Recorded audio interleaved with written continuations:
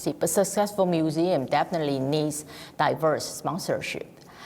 So how has your creativity as CEO helped to invite more new sponsors in order to sustain the museum's annual budget at a cost of $300 million per year? Because from the reference that I read, the Louvre operates with this 50% of its annual budget from the government. Right. However, the Met only receive 8% from state and city government. That's right. So we have an operating budget right now of about $350 million.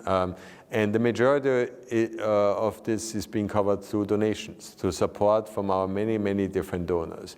What's important here is that basically we make sure not only how important this institution is, but what service it actually really provides. How it's important for society, how it's important also for individual education, how it's important actually also as a place for community, for coming together.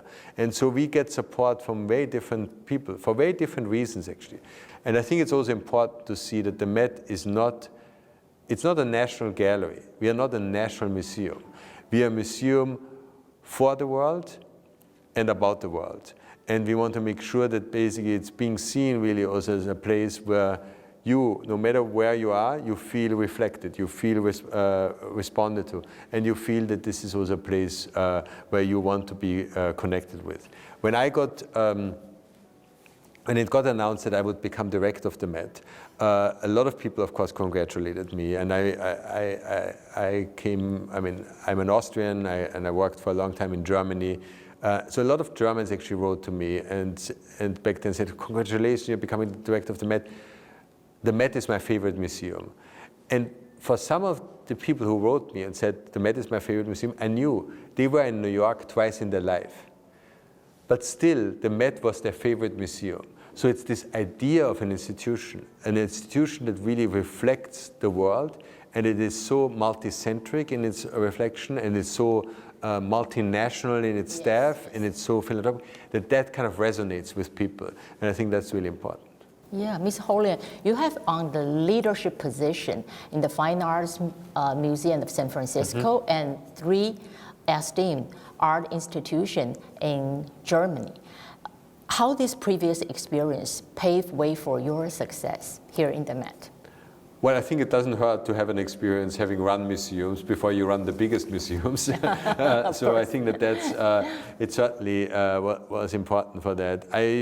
From early on, ever since I was 30 years old, actually, I started running museums as a director. I was in charge of museums that basically span different regions, different times. And I think that's basically kind of helps you deepen your understanding, but also honestly also creates humility about that it requires a lot of knowledge, but actually also sensitivity and genuine interest to make sure that you are properly reflecting cultures from around the world, and that you are open for not only dialogue, exchange, but also a part of a global sharing of ideas and appreciation for art.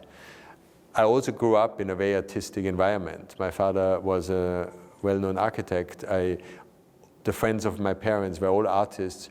So I have a deep appreciation for artists and architects, also as great seismographs for our society. I see. What advice would you offer to some museums that are looking to redefine how the public views art and history? Well, I think that you want to appreciate art because of its artistic excellence and its beauty. But you need to make sure that you understand that art, an object, often has an agenda. It was commissioned by a ruler to celebrate someone. It was meant as a gift for diplomatic reasons. It maybe was even a piece of propaganda back then, saying something that's not exactly true, but trying to convince people that they follow. So art in itself is beautiful and powerful, but it is often embedded in a complex social, historical, economical context. So it's sometimes like a Russian doll that you kind of open up and there's more and more context. And it's fascinating for that, right? So I think we cannot look back at art development without also seeing the development of society. I always say that don't expect art to always tell you the truth. Just see it as a mirror, reflect something. Exactly. Maybe you don't understand. That's right. Yeah.